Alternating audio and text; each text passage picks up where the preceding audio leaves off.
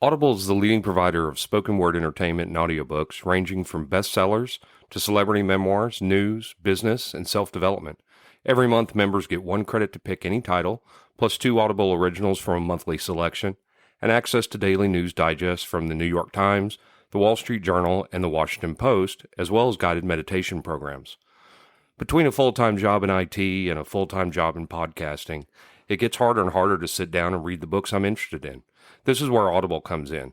I can listen on my daily commute, relaxing, or while out running errands and still get in the books I've been wanting to get into. You can download titles and listen offline anytime, anywhere. The app is free and can be installed on all smartphones and tablets. Now you can try Audible risk-free with a special 30-day free trial by visiting audibletrial.com/nerdery and murdery. That's audibletrial.com/nerdery and murdery. Don't let your busy life get in the way of that great book you've been wanting to read. Go get your free trial of Audible today. This podcast is sponsored by BetterHelp. This is Geoffrey, and we've talked about many times before that I experience problems and struggles with my mental health, and really without a healthy mind, being truly happy and at peace is hard.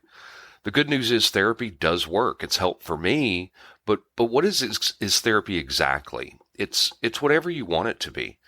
Maybe you're not feeling motivated right now and would like some tools to help. Or maybe you're feeling insecure in relationships at work, or you're not dealing well with stress.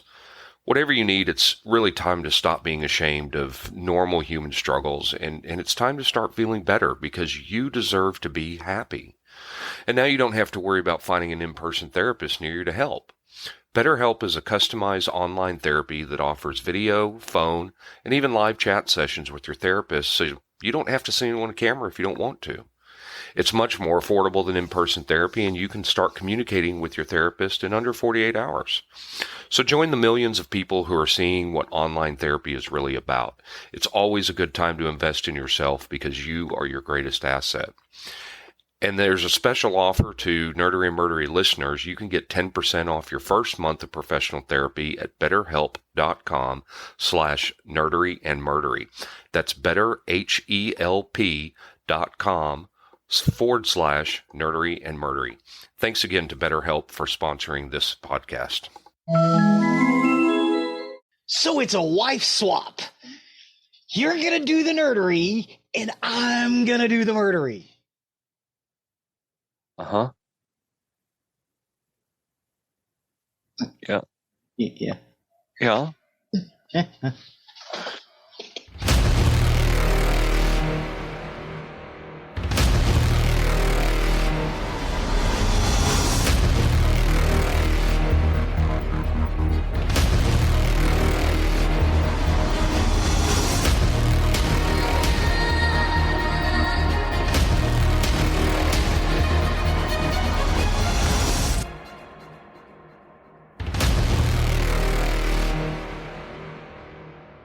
All right, welcome to episode 150 of Nerdery and Murdery. Big 150. I'm Zig with your murdery today. And I'm Geoffrey with your nerdery today. Welcome to another wife swap, another week of the highs and lows and the ups and downs, the good and the bad, and the nerd and the murd. We're at episode 150 again. This is our regular wife swap that we do every 25 episodes, where I take over on the nerdery side of the house and Zig takes over on the murdery. So I hope it'll be interesting today. I know last week we covered some sci-fi. Well, we're going to be doing that again today, where I'm going to be covering 2 more little-known sci-fi movies and 1 sci-fi TV series that you need to see. So I will kick it off. The stuff I'm talking about, the first one that I'm going to be talking about as a sci-fi movie is Looker. Looker is a 1981 American science fiction film. It was written and directed by Michael Crichton. It starred Albert Finney, Susan Day, and James Coburn. It follows a series of mysterious deaths plaguing female models who have undergone cosmetic surgery from a renowned Los Angeles physician. The film is a suspense science fiction piece that comments upon satirized media, advertisement, television's effects on the populace, and a ridiculous standard of beauty. Though it was sparse in visual effects, there aren't a whole lot of sci-fi special effects in it. The film is the first commercial film to attempt to make a computer-generated three-dimensional, solid-looking model of a whole human body. However, as with its predecessors, Future World, Star Wars, and Alien, this was an example of CGI representing CGI and only depicted on CRT screens in the film rather than being used as a special effect. The model had no skeletal or facial movements and was not a character.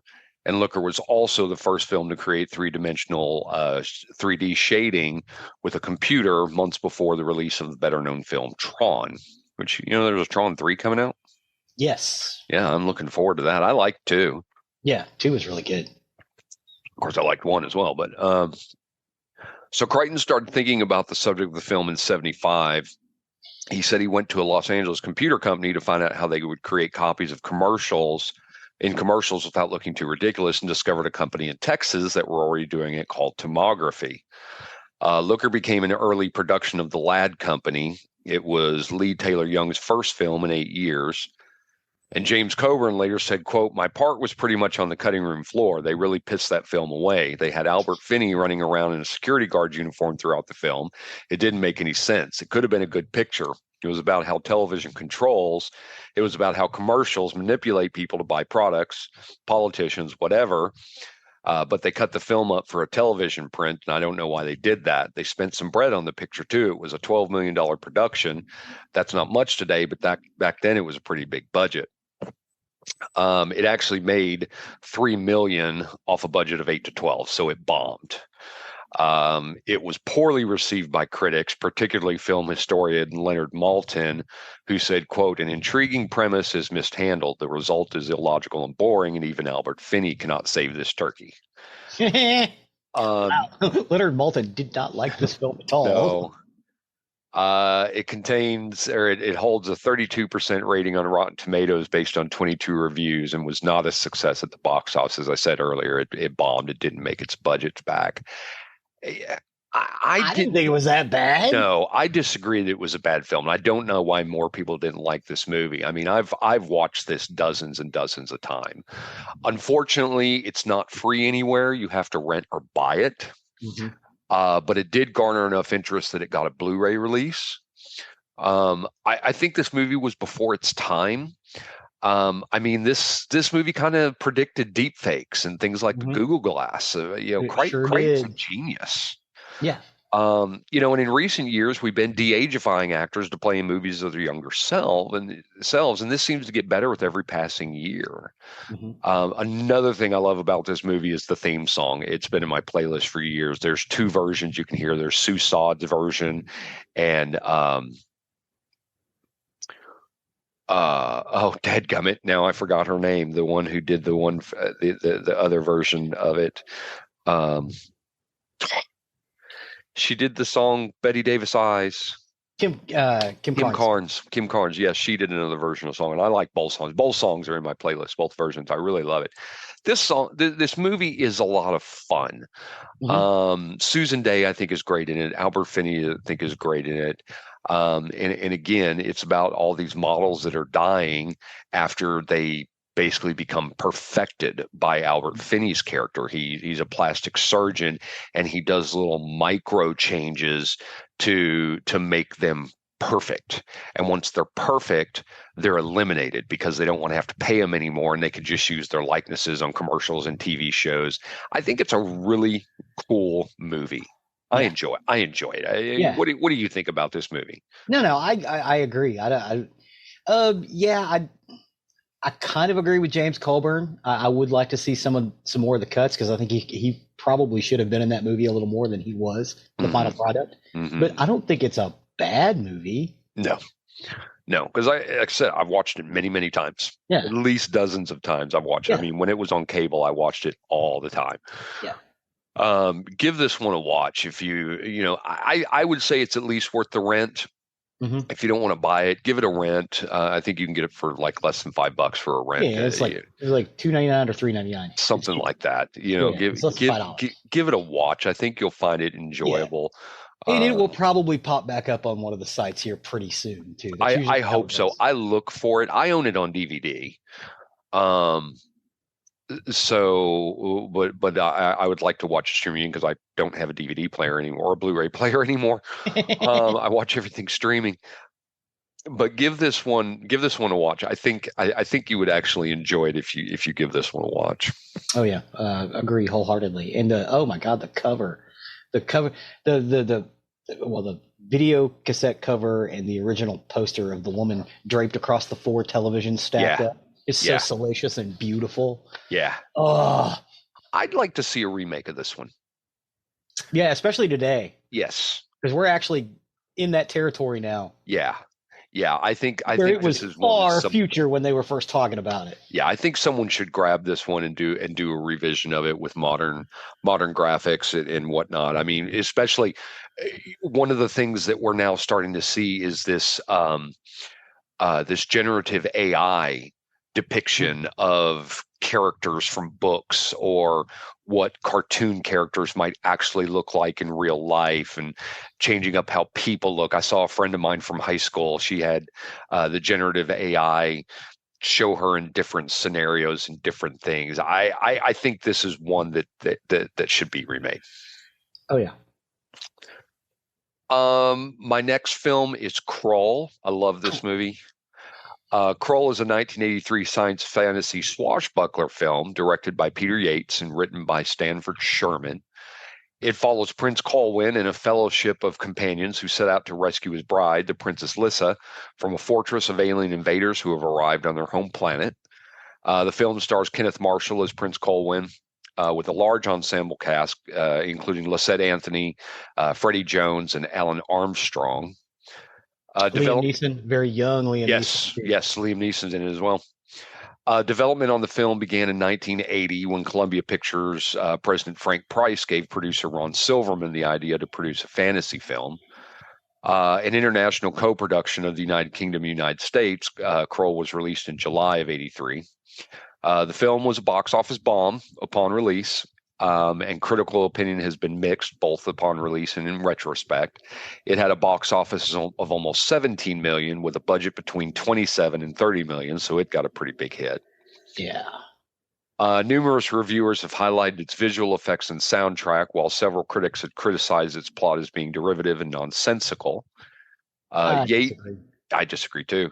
Yeah. Yates described Krull as being complicated and just so enormous. Special effects artist Brian Johnson stated in a 2009 interview that Yates hated working on the film so much that in the middle of shooting, he took a vacation in the Caribbean, which led to the special effects artist taking a 3-week break from the project.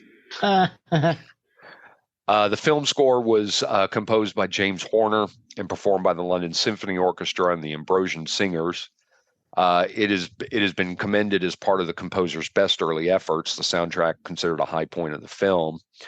Ryan Lambie, reviewing of Den of Geek, wrote, quote, "The 70s and 80s seem to be the era of great sci-fi and fantasy themes, and Horner's is high up on the list of the best, providing the film a grandiose sweep to match the broad vistas of Krull's location photography."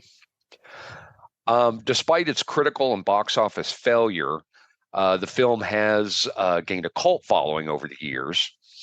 There was a 2017 review by AllMovie journalist Jason Buchanan that hailed it as, quote, "an ambitious sci-fi fantasy that even in its failures can usually be forgiven for its sheer sense of bravado." Ryan Lambie, reviewing for Den of Geek in 2011, stated, quote, "among the most visually creative and downright fun movies of the enchanted 80s, and an entire galaxy away from other cheap, quickly made knockoffs that showed up in the wake of Star Wars." In a 2006 retrospective, Pop Matters critic Bill Gibran found many problems with Krull, but noted it had an amusement amalgamation rare for a film released in the early 80s, where, quote, "if you don't like one particular character or circumstance, just wait, something completely different is around the corner." He summarized that it's the perfect pickup film, a movie you can catch in snatches while it plays on some pay cable channel. No matter what point you come in on the story, no matter what sort of scene is playing out before you, the lack of continuity and context actually allows you to take pleasure in the individual moment, and if so inclined, to stick around for another exciting sample in just a few minutes. Okay. Part of what that dude said was completely true. You can watch that movie from any point and it's good. Yes. But him saying that the movie is nonsensical, no. It's like Star Cops when they were reviewing Star Cops. It's like you guys just didn't know what you were looking at. Mm. You just didn't know. You know, you guys. It was a little too far out there for you. Well, in writing about the film in 2009, Eric D. Schneider summarized, quote, "Against all odds, Kroll crams itself with magic, fantasy, and heroic quests, yet still manages to be boring. This is an impressive feat in and of itself. You'd almost have to be doing it on purpose." Oh, that guy's just a dick. I agree. I absolutely love this movie from start to finish. And this is another one I have watched dozens of times over the years. I love the glaive. I love the whole journey from the kingdom to the alien fortress and how because the alien fortress moves every day. Every day. It's not like you can just start going. You have to be able to get to it in a day, and you have to know where it is. And there's the journey to get to what is it? The Green Lady. The Lady in Green, something like that, where she's able to tell them where it's going to be the next day. And then they have to get there. Yes, then they have to get there, and then they have to get these magical horses that will get them there quickly. Fire mares. The fire mares, which are just great. I love how they capture the fire mares and get that. And they get into the fortress just as it's disappearing. Yes. The Cyclops that's in it is great. Yeah. I love that character. That actor was real big in the Carry On films. He was a comedic actor. No one had ever seen him do anything serious before, and this was it. Oh, wow. That's really cool. Oh, you don't recognize him. Kinda. His faces are kinda that way, but I mean, he doesn't look like him. Well, and Prince Colwyn picks up this group of criminals to help him along his quest, and I think the soldiers that the evil has that he uses against them, I think those are great. I think costumes are great with those. Yeah, every time you hit them, they turn into something small and skitter away. Yeah. They have this big scream, and then they turn into something small. It's really a good movie, and it's a fun movie. I'm glad it's picked up a cult following. This one you can see out there. I don't think you have to pay to see this one. I think it's out there. Go see this one. Kroll is a fun movie to watch. Oh, yeah. We had talked once about Hawk the Slayer. Yeah, I think we talked about Kroll a little bit too, but not. We may have. Not as in depth as we are today. No. If you enjoyed our review and we talked about Hawk the Slayer, pick this one up too. It's a better movie than Hawk the Slayer, even though I really enjoy Hawk the Slayer a lot too. Yeah. Well, the effects are much better, a level higher. Much better. Yeah, more money was spent on this than Hawk the Slayer.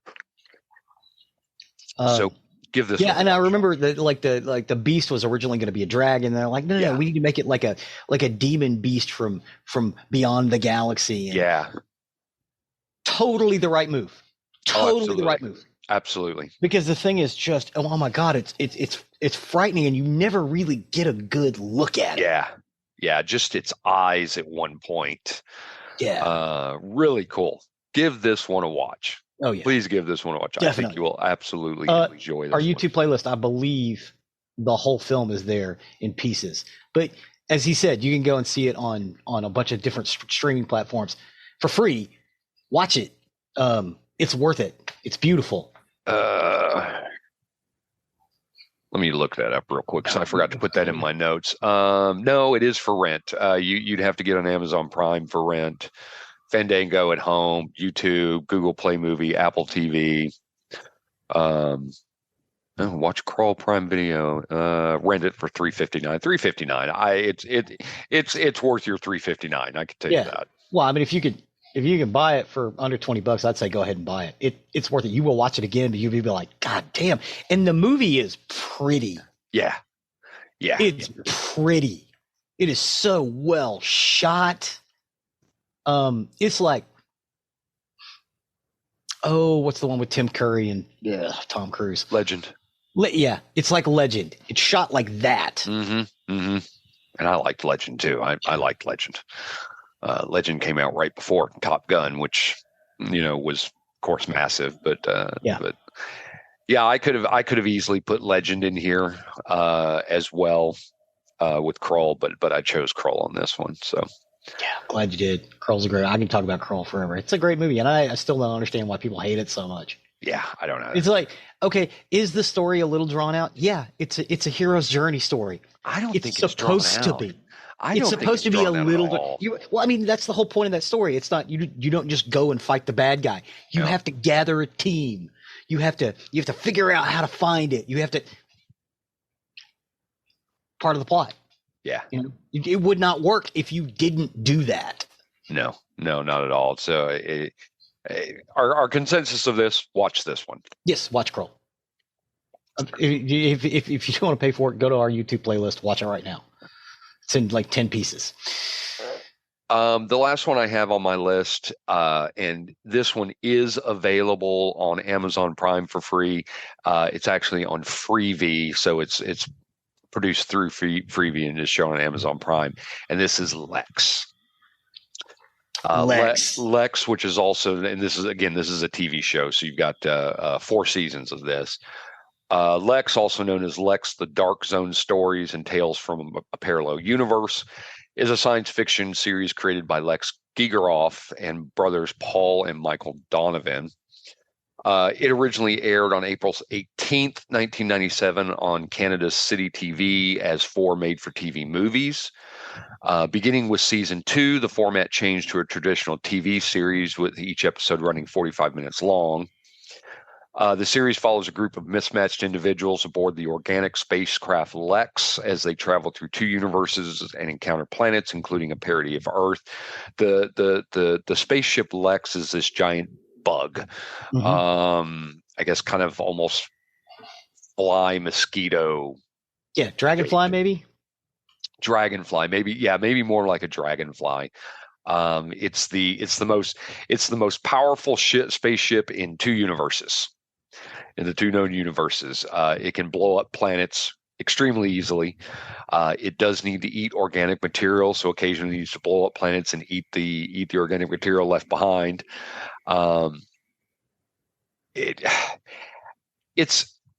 It's an ironic TV show. It's a parody, and it's a sex comedy.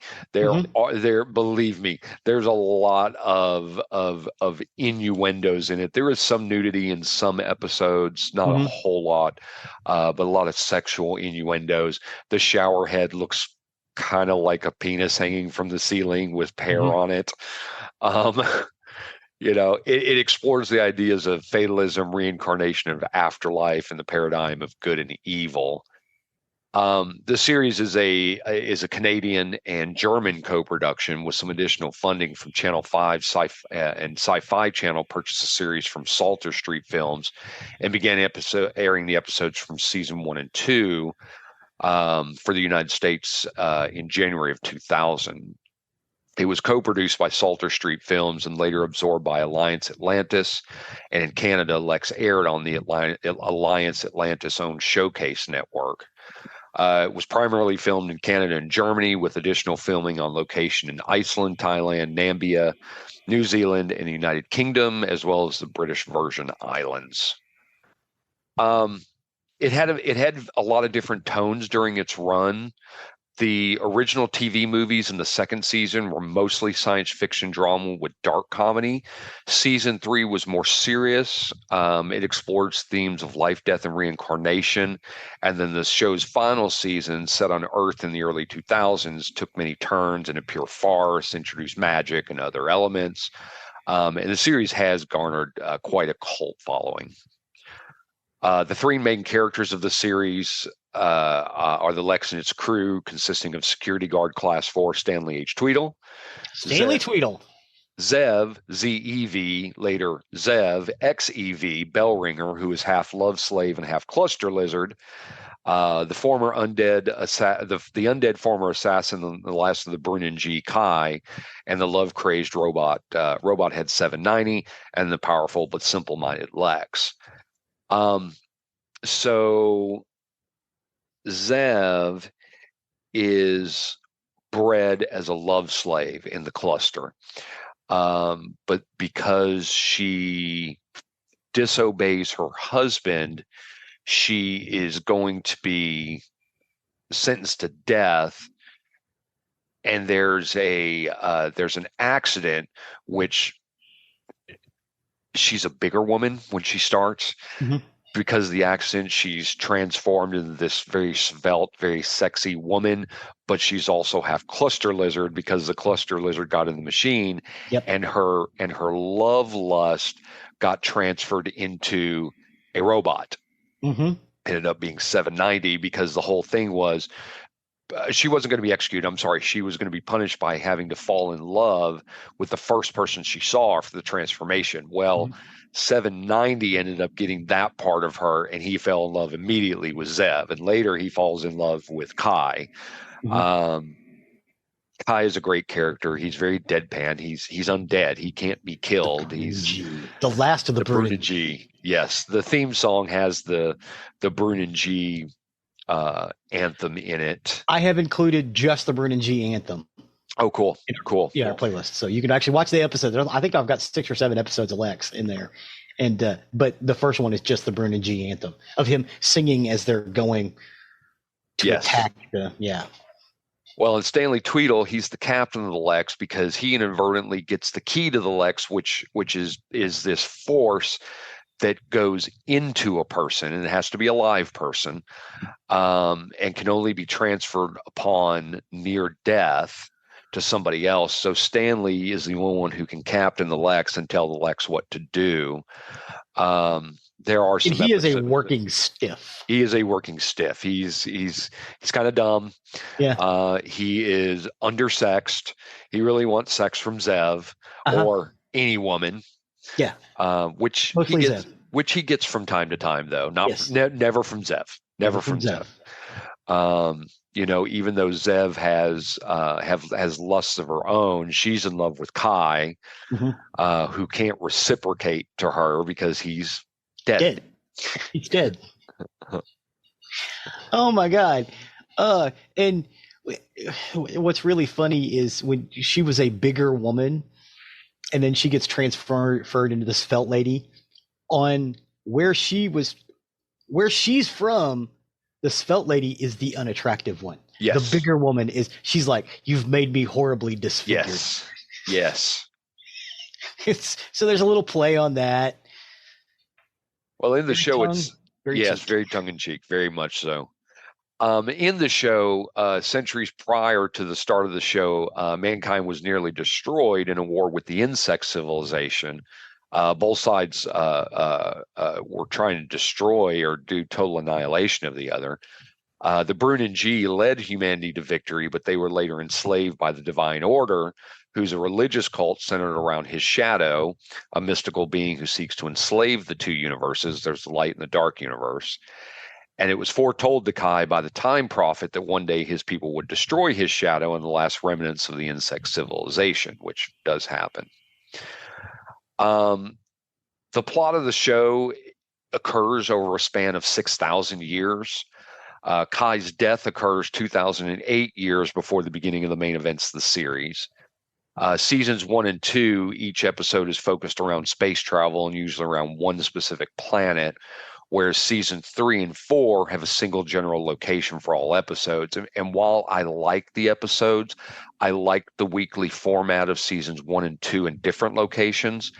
While there was an overarching villain, the crew was not stuck in one place.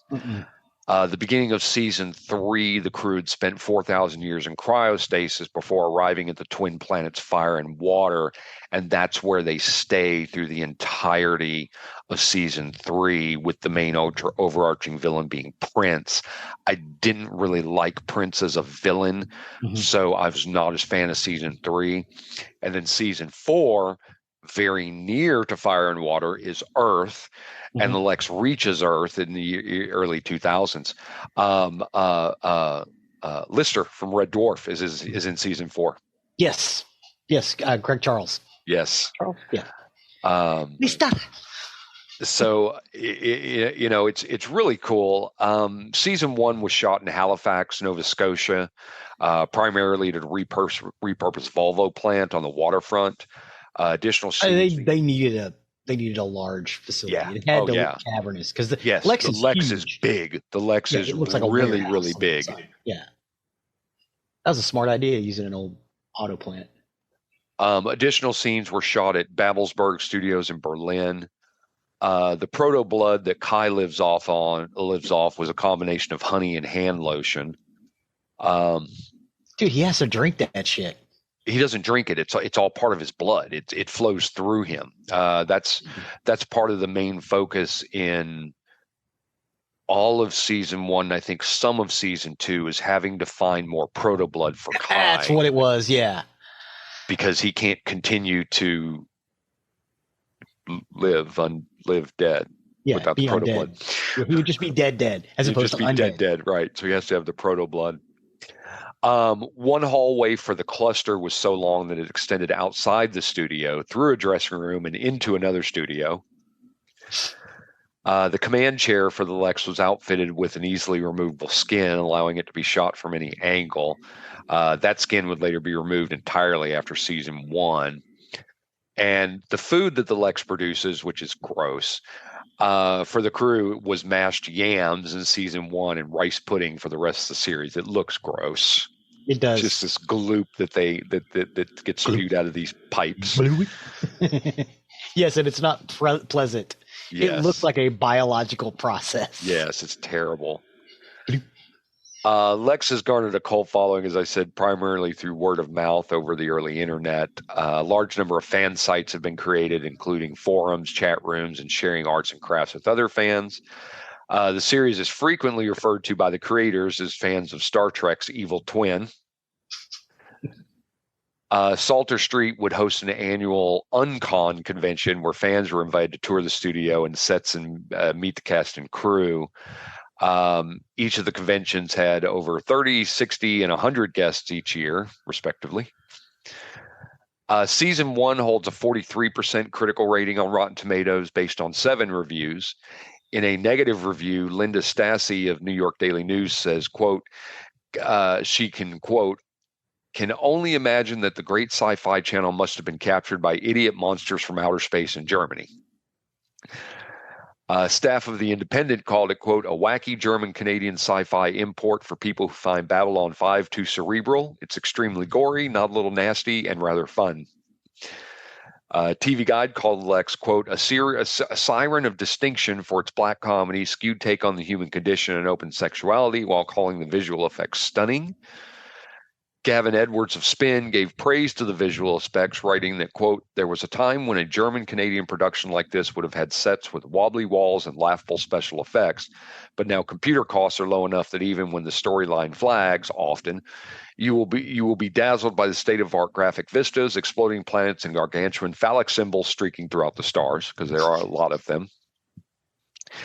In a retrospective, Chris Alcock of Den of Geek writes that Lex's appeal comes from a combination of its anti-heroes, overarching plots and themes, experimentation with new ideas, and its simplistic humor, concluding that Lex is not exactly a high-concept sci-fi, but damned if we didn't laugh anyway. For better or worse, Lex is really one of a kind, and that's why we loved it.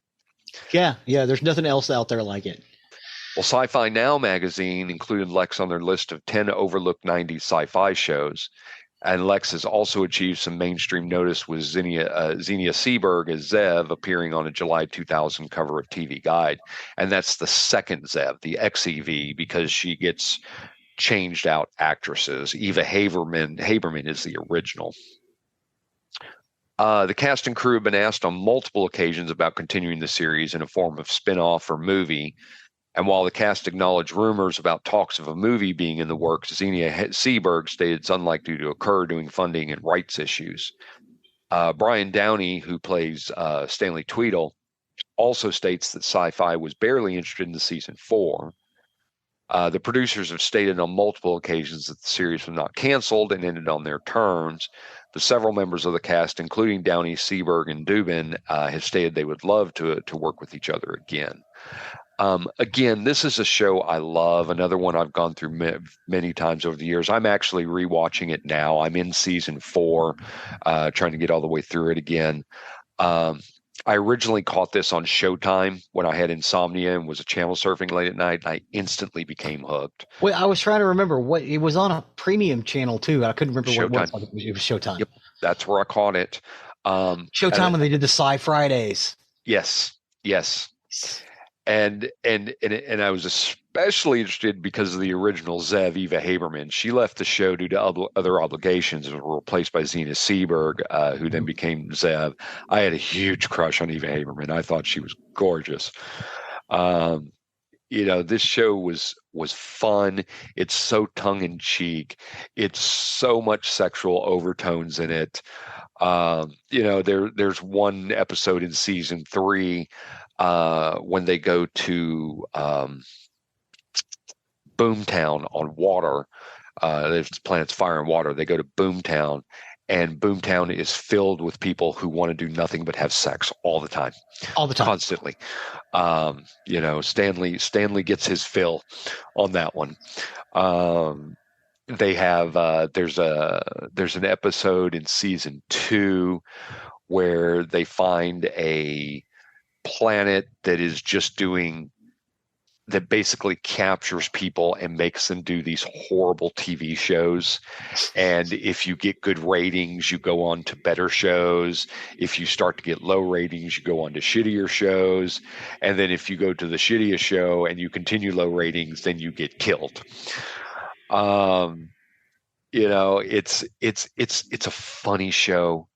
It doesn't take itself seriously at any point. I can't stand the character of 790, the robot head. He just annoys me throughout the whole thing. Yes, I think he's supposed to. I think he's supposed to. I can't stand that character. But it's really cool. It's fun to watch. And you can get it free. This is the one you can get for free. Like I said, you can get it on Amazon Prime. That's where I'm watching it. It comes through Freevee, so if you watch Freevee, you can watch it there as well. And 4 seasons isn't that long to get through. They didn't make that many of them. No, seasons 1 and 2 are the better seasons of the 4. Season 3, I think, took a drop off for me. I think season 4 took a drop off even more because Prince is still evil villain in season 4 on Earth. But it's so much fun.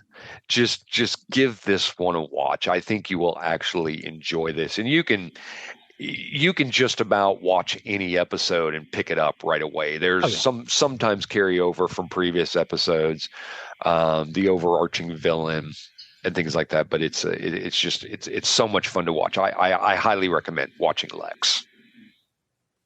Yeah, me too. It's fun. It's funny. And it's fairly decent science fiction too at the same time. It's like Red Dwarf. It's funny, but it's fairly decent science fiction. Yes, absolutely. Well, that's my list for my nerdery for this week of 2 sci-fi movies and a sci-fi TV show that you need to have in your playlist. Well, thank you, sir. And with that, we will move over to the murdery side of the house. Murder. Very nice. Today, we're going to talk about Sarajevo. Okay. I got my information from the Holocaust Museum in Houston, the Bosnian List, a memoir of war, exile, and return, author Trevensevic Keenan, and from Wikipedia. And although many different ethnic and religious groups have resided together for 40 years under Yugoslavia's repressive communist government, this changed when the country began to collapse during the fall of communism in the early 1990s. The provinces of Slovenia and Croatia declared independence, and war quickly followed between Serbia and those breakaway republics. Ethnic tensions were brought to the forefront, and people who lived peacefully for years as neighbors turned against each other and took up arms. When Bosnia attempted to secede, Serbia, under Slobodan Milosevic leadership, invaded with the claim that it was to free fellow Serbian Orthodox Christians living in Bosnia. Starting in April of 1992, Serbia set out to ethnically cleanse Bosnian territory by systematically removing all Bosnian Muslims, known as Bosniaks. Serbia, together with its ethnic Bosnian Serbs, attacked Bosniaks with former Yugoslavian military equipment and surrounded Sarajevo, the capital city. Many Bosniaks were driven into concentration camps, where women and girls were systematically gang raped and other civilians were tortured, starved, and murdered. In 1993, the United States UN Security Council declared that Sarajevo, Gorazi, Srebrenica, and other Muslim enclaves were to be safe areas protected by a contingent of UN peacekeepers. But in July of 1995, Serbs committed the largest massacre in Europe since World War II. In one such area, Srebrenica, it's estimated that 23,000 women, children, and elderly people were put on buses and driven to Muslim-controlled territories, while 8,000 battle-aged men were detained and slaughtered. The so-called safe area of Srebrenica fell without a single shot fired by the UN. In 1994, NATO initiated airstrikes against Bosnian Serbs to stop the attack. And in December of 1995, U.S.-led negotiations in Dayton, Ohio, the Dayton Peace Accords, ended the conflict in Bosnia. And force was created to maintain the ceasefire. Since the end of the conflict, the International Criminal Tribunal for Yugoslavia, or ICTY, at The Hague has charged more than 160 persons. Convictions have included Serb, Croat, and Bosniaks. Through Serbians and Bosnian Serbs have faced the majority of charges. In 2001, former President Milosevic was captured, but he died in his cell in 2006. Radovan Karadžić, the supreme commander of the Bosnian Serb Armed Forces, was captured in 2008 and is being tried in The Hague on genocide charges. Radko Mladic, chief of staff of the Bosnian Serb Army, was captured in May 2011 and is charged with 11 counts, including genocide and crimes against humanity. A young survivor of the Bosnian War returns to his homeland to confront the people who betrayed his family. This is from that book. At age 11, Kenan Trebinitsevic was a happy, karate-loving kid living with his family in the quiet Eastern European town of Breko. Then, in the spring of 1992, war broke out, and his friends, neighbors, and teammates all turned on him. Pero, Kenan's beloved karate coach, showed up at his door with an AK-47, screaming, "You have 1 hour to leave or be killed." Kenan's only crime was he was a Muslim. The poignant, searing memoir chronicles Kenan's miraculous escape from the brutal ethnic cleansing campaign that swept the former Yugoslavia. And after two decades in the United States, Kenan honors his father's wish to visit their homeland, making a list of what he wants to do there. Kenan decides to confront the former next-door neighbor who stole from his mother, see the concentration camp where his dad and brother were imprisoned, and stand on the grave of his first betrayer to make sure he's really dead. Back in the land of his birth, Kenan finds something more powerful and shocking than revenge. He finds closure. So, the Bosnian War. It was an international armed conflict that took place in Bosnia and Herzegovina, which is a separate country, but it has two names, Bosnia and Herzegovina, because it's a multi-ethnic state. Between 1992 and 1995, the war is commonly seen as having started on the 6th of April 1992, following a number of earlier violent incidents. The war ended on the 14th of December 1995 when the Dayton Accords were signed. The main belligerents were the forces of the Republic of Bosnia and Herzegovina, the Republic of Herzeg Bosnia, and the Republika Srpska. The latter two entities being proto-states led and supplied by Croatia and Serbia, respectively. So Republika Srpska was the Serbian portion of Bosnia that the Serbs were trying to get off the ground. The Republic of Herzeg Bosnia was the Croatian proto-state that they were trying to get off the ground, or the Croatians were trying to get off the ground. After a period of political and economic crises in the 1980s, constituent republics of the Socialist Federal Republics of Yugoslavia split apart, but the unresolved issue caused a series of inter-ethnic Yugoslav wars. The wars primarily affected Bosnia and Herzegovina, neighboring parts of Croatia, and some years later, Kosovo. So I should probably explain how we got there. After the Allied victory in World War II, Yugoslavia was set up as a federation of 6 republics with borders drawn along ethnic and historical lines. You had Bosnia-Herzegovina, you had Croatia, you had Macedonia, Montenegro, Serbia, and Slovenia.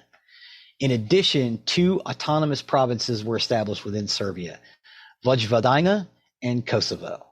Each of these republics had its own branch of the League of Communists of Yugoslavia party and a ruling elite, and any tensions were solved on the federal level, the Yugoslav model of state organization, as well as a middle way between planned and liberal economies, had been a relative success, and the country experienced a period of strong economic growth, the strongest in behind the Iron Curtain, as a matter of fact, and relative political stability up until the 1980s under Joseph Broz Tito.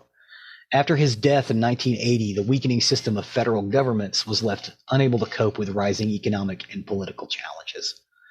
Yugoslavia was a unique state straddling both the East and the West. Moreover, its president, Joseph Broz Tito, was one of the fundamental founders of the Third World, or Group of 77, which acted as an alternative to the superpowers. More importantly, Yugoslavia acted as a buffer state between the West and the Soviet Union, and also prevented the Soviets from getting a toehold on the Mediterranean Sea. Interesting fact about Joseph Broz Tito, Stalin tried to have him killed 5 times. He wrote a letter to Stalin that said, "Look, I'm tired of doing this. If you don't quit trying to kill me, I'm going to send somebody to kill you, and I'll get it done." Wow. They stopped sending assassins after him.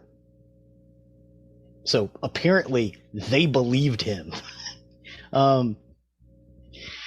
In the 1980s, Kosovo Albanians started to demand that their autonomous province be granted the status of a full constituent republic. Starting with the 1981 protests, ethnic tensions between Albanians and Kosovo Serbs remained high over the whole decade, which resulted in the growth of Serb opposition to the high autonomy of provinces and ineffective systems of consensuses at the federal level across Yugoslavia. So basically how it broke down is because these people were all together, ostensibly, the Serbians kind of saw themselves as the big brother, as it were. And I don't want to sugarcoat this, but that's kind of how they saw themselves in the 1980s. You know, hey, yes, we all have our own voice, but we're the Serbs. Our voice is the biggest. And of course, the other constituent republics disagreed with that vehemently.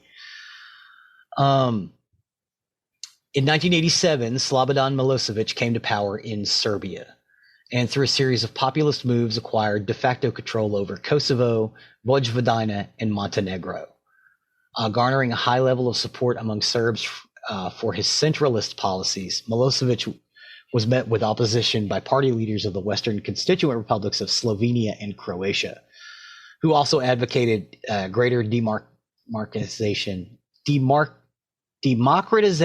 of their countries in line with the revolutions of 1989 in Eastern Europe. The League of Communists of Yugoslavia dissolved in January of 1990 along federal lines. Republican communist organizations became the separate socialist parties. During 1990, the socialists or former communists lost power to ethnic separatist parties in the first multi-party elections held across the country, except in Montenegro and Serbia. So the old communists maintained control in Montenegro and Serbia. Remember, Slobodan Milosevic was elected as the head of Serbia in 1987, right, when communism was still a thing. Milosevic and his allies won. The nationalist rhetoric on all sides became increasingly heated. Between June of 1991 and April of 1992, 4 constituent republics declared independence, while Montenegro and Serbia remained federated. Germany took the initiative and recognized the independence of Croatia and Slovenia, but the status of ethnic Serbs outside Serbia and Montenegro and that of ethnic Croats outside of Croatia remained unsolved. After a string of inter-ethnic incidents, the Yugoslav wars ensued, first in Croatia and then most severely in the multi-ethnic state of Bosnia and Herzegovina. The wars left economic and political damage in the region that is still felt decades later. The central government's control began to be loosened due to increasing national grievances. and the Communist parties wished to support national self-determination. Again, this was the middle way. They were not Yugoslavia was not the ironclad communist iron curtain that the rest of Eastern Europe was back in the 1980s. They chose not to participate in that. They were still socialists, but they also traded a lot with the West, which is why we got Yugo cars over here. We didn't get East German Trabis, but we did get Yugos. The Yugoslav averaged in the immediate post-war 27% by the 1980s. Oh, I'm sorry. The 1974 Constitution was an attempt to short-circuit the pattern of entrenching the federal model of formalizing national rights. The lucid control basically turned Yugoslavia into a de facto confederacy, which also placed pressure on the legitimacy of the regime within the federation.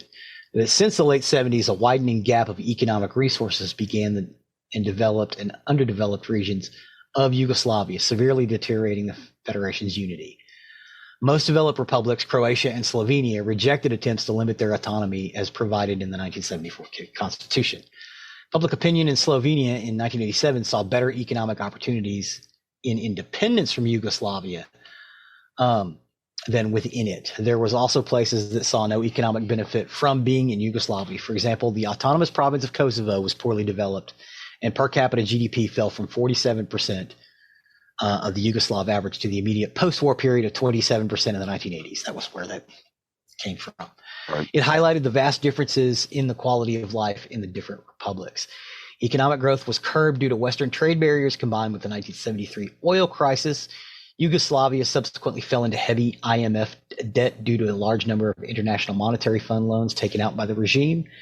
As a condition of receiving loans, the IMF demanded the market liberalization of Yugoslavia by 1981, which they were already doing. Yugoslavia had incurred $19.9 billion in foreign debt. Another concern was the level of unemployment at 1 million by 1980. This problem was compounded by the general unproductiveness of the South, which not only added to Yugoslavia's economic woes, but also irritated Slovenes and Croatians further. On May 4th, 1980, Joseph Broz Tito died, or his death was announced through state broadcast across Yugoslavia. His death removed what many international political observers saw as Yugoslavia's main unifying force, and subsequent ethnic tensions started to grow in Yugoslavia. The crisis that emerged in Yugoslavia was connected with the weakening of the communist states in Eastern Europe toward the end of the Cold War, leading to the fall of the Berlin Wall in 1989. In Yugoslavia, the National Communist Party's official called the League of Communists of Yugoslavia has lost its ideological base. In 1986, the Serbian Academy of Sciences and Arts contributed significantly to the rise of nationalist sentiment as it drafted the controversial Sanu Memorandum protesting against the weakening of the Serbian central government. The problem with the Serbian social autonomous province of Kosovo between ethnic Serbs and Albanians grew exponentially. This, coupled with economic problems in Kosovo and Serbia as a whole, led to even greater Serbian resentment of the 1974 constitution. Kosovo Albanians started to demand that Kosovo be granted the status of constituent republics beginning in the early 1980s, particularly with the 81 protests, which we mentioned before. This eventually led to the repression of the Albanian majority in Kosovo. Meanwhile, the more prosperous republics of SR Slovenia and SR Croatia wanted to move towards decentralization and democracy. So Slovenia and Croatia were the first two to join the EU. They're in the EU now. Most of the rest of them aren't even in yet. But again, the thing about Tito, Tito's mother was a Serbian. His father was, I think, Croatian, and he grew up in Bosnia. So the reason he was able to be such an all things to everyone there was because he lived across that ethnic divide that was there in Yugoslavia. So he was the prime symbol of that. And when he died in 1980, and he was a very old gentleman too. I mean, he was not a young man in the Second World War when he was running the partisans. He was probably in his 30s at that point. So, by 1980, he was not a spring chicken. He did lead a nice full life. But yeah, when he died, things started to fall apart in Yugoslavia pretty quickly. And they were having difficulty repaying the debts in the 1980s. Their debt load, initially estimated as sum equal to $6 billion US, turned out to be the equivalent of $21 billion US. Wow. Which was a lot of money for a little bit of Yugoslavia. In 1984, the Reagan administration issued a classified document, National Security Decision Directive 133, expressing concern that Yugoslavia's debt load might cause the country to align with the Soviet bloc. The 1980s were a time of economic austerity, and International Monetary Fund imposed stringent conditions on Yugoslavia, which caused much resentment toward the communist elites who had so mismanaged the economy. It was at this point that they started selling the Yugos internationally, which actually helped them. But, at the same time, the Agri-Comeric enterprise, which was the big agricultural state agency that basically bought all your crops and, sold them at the stores and whatnot, of Bosnia, turned out to be the center of a vast nexus of corruption running all across Yugoslavia. So Agri-Comeric had issued promissory notes the equivalent of almost $1 billion US without collateral, forcing the state to assume responsibility for the debts when Agri-Comeric finally collapsed. And of course, in 1987, Serbian official Slobodan Milosevic was sent to bring calm to the ethnically driven protests by Serbs against the Albanian administration of SAP Kosovo. Milosevic had been, up to that point, a hardline communist who had decried all forms of nationalism as treachery, such as condemning the Sanu Memorandum as nothing else but the darkest of nationalism. However, Kosovo's autonomy had always been an unpopular policy in Serbia, and he took advantage of the situation and made a departure from traditional communist neutrality on the issue of Kosovo. Milosevic assured Serbs that their mistreatment by ethnic Albanians would be stopped. He then began a campaign against the ruling communist elite of SR Serbia, demanding reductions in the autonomy of Kosovo and Vojvodina. These actions made him popular amongst Serbs and aided his rise in power in Serbia. Milosevic and his allies took on an aggressive nationalist agenda of reviving SR Serbia within Yugoslavia, promising reforms and protection of all Serbs. Which was, interesting and fine for the Serbs. However, the Croatians had a problem with that, as they were the next largest majority in Yugoslavia. In January of 1990, the extraordinary 14th Congress of the League of Communists of Yugoslavia was convened. The combined Yugoslav ruling party, the League of Communists of Yugoslavia, was in crisis. Most of the Congress was spent with his Serbian and Slovene delegations arguing over the future of the League of Communists and Yugoslavia. SR Croatia prevented Serb protesters from reaching Slovenia. The Serbian delegation, led by Milosevic, insisted on a policy of one person, one vote in the party membership, which would empower the largest party ethnic group, the Serbs.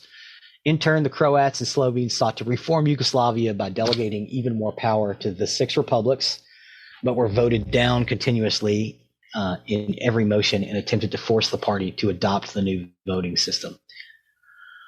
As a result, the Croatian delegation, led by Chairman Ivica Rakan, and Slovene delegations left the Congress on the 23rd of January of 1990, effectively dissolving the All-Yugoslav Party. Along with external pressure, this caused the adoption of multi-party systems in all the republics. The following republics organized multi-party elections in 1990, and the former communists mostly failed to win re-elections, again, except for Serbia and Montenegro.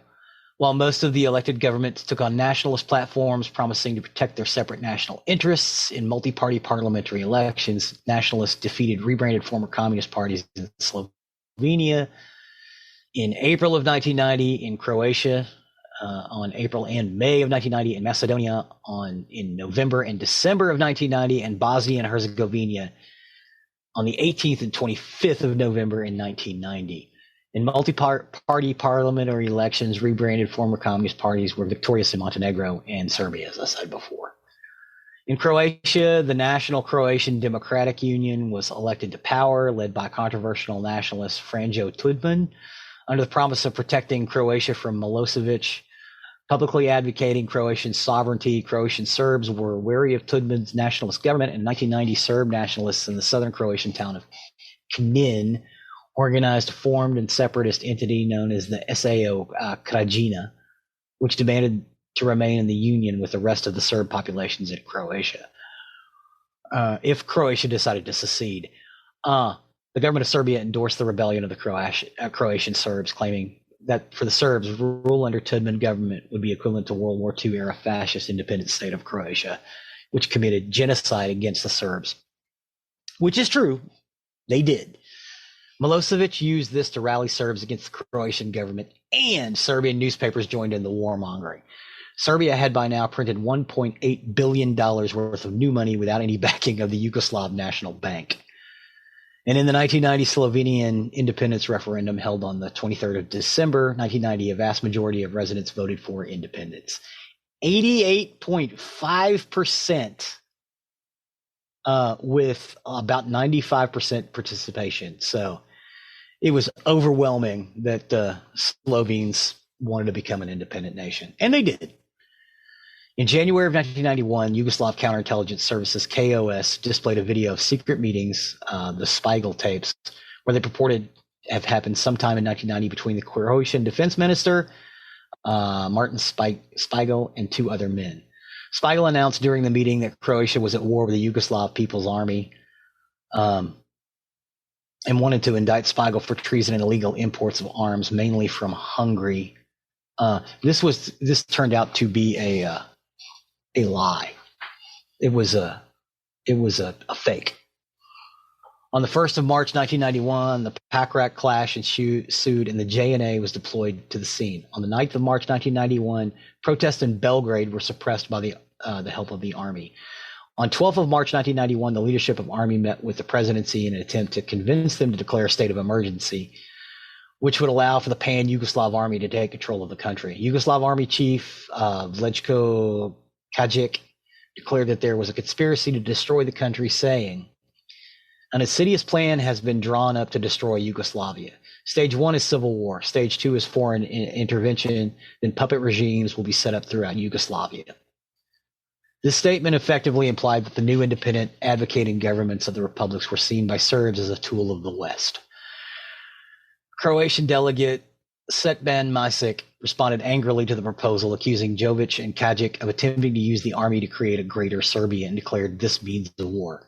Jovic and Kajic then called upon the delegates of each republic to vote on whether to allow martial law and warned them that Yugoslavia would likely fall apart if martial law was not introduced.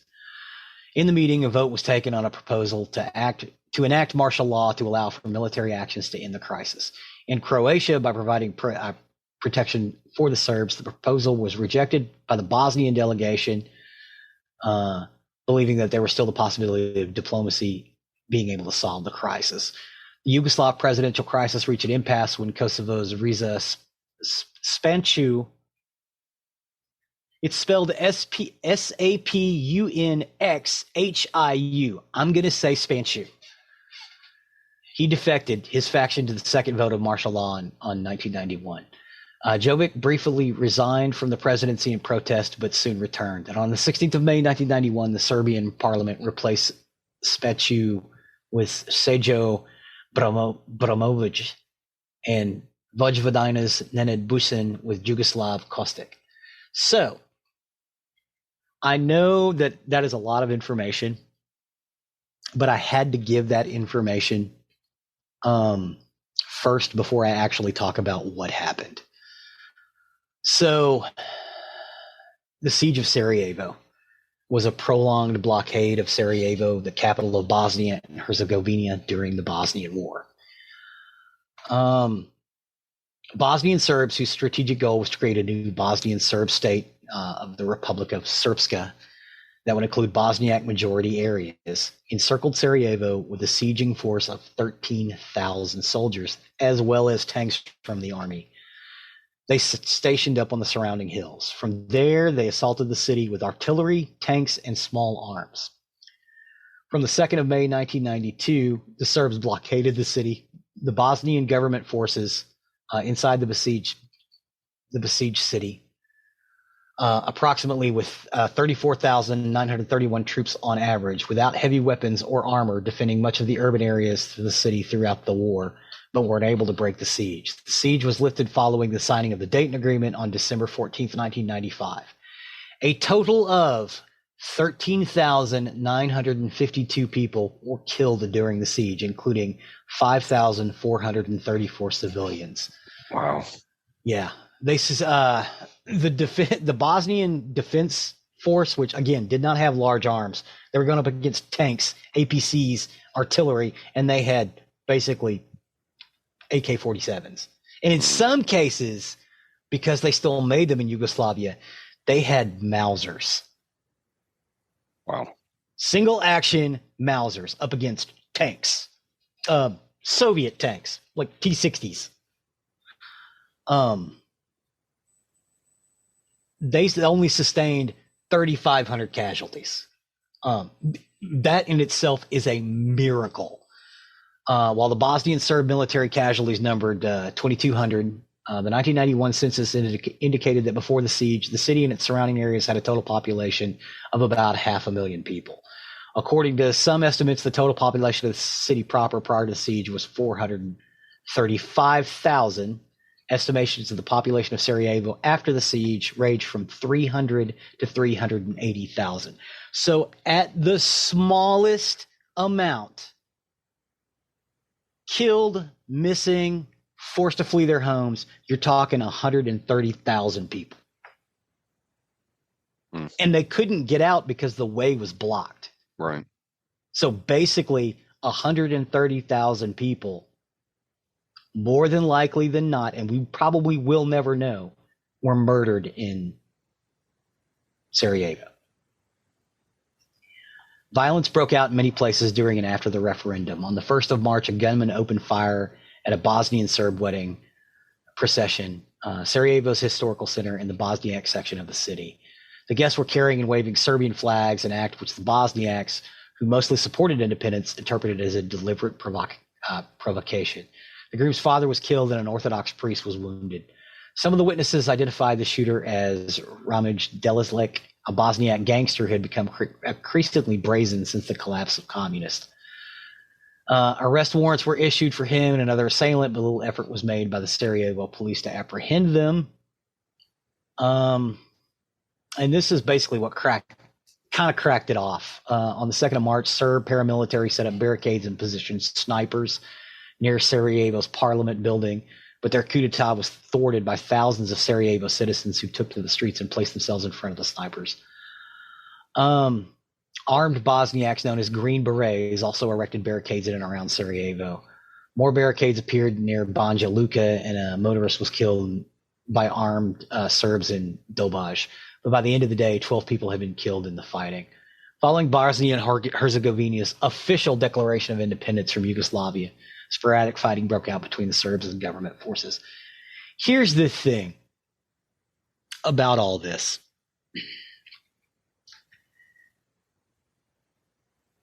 These people were all neighbors and friends. In some cases they were married. Like Tito. Tito was multi-ethnic. A lot of these people were. But when this cracked off, and you remember all this stuff was going on in 1989 up through about 1993 in the former Eastern Bloc. When this cracked off, everybody took up arms. And the officials who were supposed to be protecting them, in most cases were part of the problem. Except for, and this is in the research of this, the only people I can see as not being part of the problem were the defense forces, of Sarajevo itself. basically the Sarajevo Police Department, because essentially what they only had rifles. I don't know how much trouble they could do, but I mean, they were even shooting their fellow Bosniaks who were getting nuts trying to kill. The Serbians, killed our guy. Let's go kill them. Going on all over the city, and it was under siege for a year and a half. Nuts, just nuts.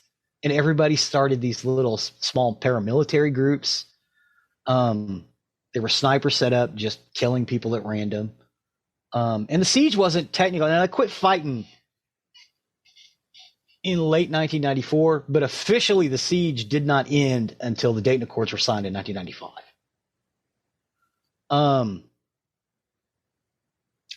On April 6th of 1992, they started shelling the city, the Serb forces.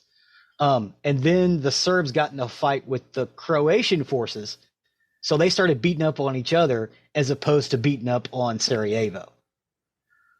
And then when they got done with that, they both started shelling Sarajevo again. It's nuts.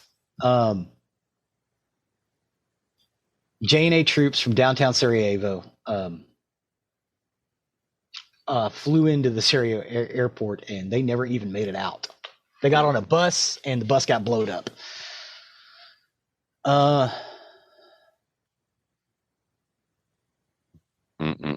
Yeah. Prison camps. There were concentration camps. 8,000 men from one town, Srebrenica. 8,000 men were taken into this concentration camp, put in basically a cattle barn. And they took them out like a dozen at a time, shot them and threw them in a hole.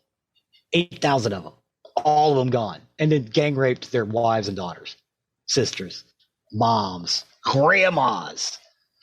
Quite a few of those women died as well. Just trying to breed out the Muslims, I think, is it's not a direct translation. Again, I don't speak Serbian, but that's basically what they were trying to do. And it popped off so bad. Several things are described as massacres, which is why, the Hague is still prosecuting dudes from this. And this was 30 years or 25 years ago now. Right. Yeah. Oh, in some cases almost 30 because it's 2024. Yeah. They're still prosecuting guys because they have to find them, get them out. Slobodan Milosevic was not taken to task for like a decade after he did what he did. And that dude basically lit the fire on he lit the fuse on this, which is weird because he started out as a hardliner communist, a Tito guy. But yeah, the ICTY trial chamber, the trial against Stanislav Galic, Serb general of the siege of Sarajevo, for which he was sentenced to life imprisonment for crimes against humanity, concluded that the massacre was committed by Serb forces in and around Sarajevo. The second massacre occurred about 18 months later at around 11 a.m., August 28th, 1995. Just several hours before the attack, Bosnian Serb authorities tentatively expressed their will to accept Richard Holbrooke's peace plan. In the attack, 5 shells were fired, but casualties were fewer. 43 dead and 75 wounded. And then, of course, right after that, the Dayton Peace Accords happened.